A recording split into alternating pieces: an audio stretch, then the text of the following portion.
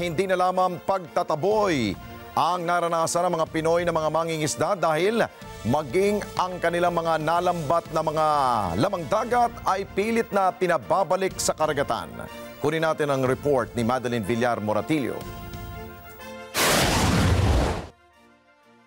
Kung dati ay itinataboy lang ng Chinese Coast Guard ang mangingisdang Pinoy sa Bajo de Masinloc sa bahagi ng West Philippine Sea, ngayon tila mas lumala pa ang kanilang pagiging mas agresibo. Sa mga video na ito na kumalat rin online, makikita ang rubber boat na may sakay na Chinese Coast Guard at hinabol ang ilang bangka na may sakay na mangingisdang Pinoy. Ayon kay Commodore J. Tariela, tagapagsalita ng Philippine Coast Guard sa issue ng West Philippine Sea, batay sa salaysay ng kumuha ng video, inaatasan ng CCG ang mga Pinoy na ibalik sa dagat ang mga nakukuha nilang shell. Kwento pa aniya ng mangingisdang si Jack Taba na nakapagdokumento ng insidente. Ang 4 na sakay ng rubber boat bumaba pa para lapitan ang ilang mangingisda at hinold ang bangka ng mga ito malibang ibalik sa dagat ang mga nakuhang shell. Nakikipag-ugnayan na rin ang PCG sa mga ito para makakuha ng mga salaysay. After we completed this report, we are going to forward this to the National Task Force West Philippine Sea. And from there, of course, the Department of Foreign Affairs is part of that National Task Force interagency to include the Department of Justice.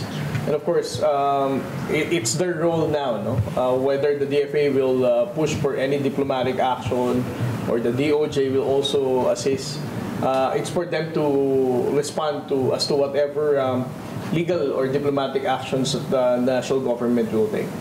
Malaking bagay rin aniyan ang mga mangingisdang Pinoy ay equipped na rin ng cellphone na pwedeng magamit sa pagkuha ng mga video sakaling may mga ganitong insidente. Ang insidente nangyari noong Enero 12 o ilang araw bago ang January 17 meeting ng Department of Foreign Affairs at ang Ministry of Foreign Affairs ng China kung saan napagkasunduan ang pagpapabuti ng Maritime Communication Mechanism. Pero giit ni Tariela, hindi ito pwedeng gamiting excuse ng China. It's still not an excuse, no? Because as I said, no, based on the international law, what they're doing is actually a violation of it. Tiniyak ng opisyal na hindi na mauulit ang ganitong insidente at mas palalakasin ang kanilang pagpapatrolya sa lugar. Madeline Villar Moratillo para sa Mata ng Agila.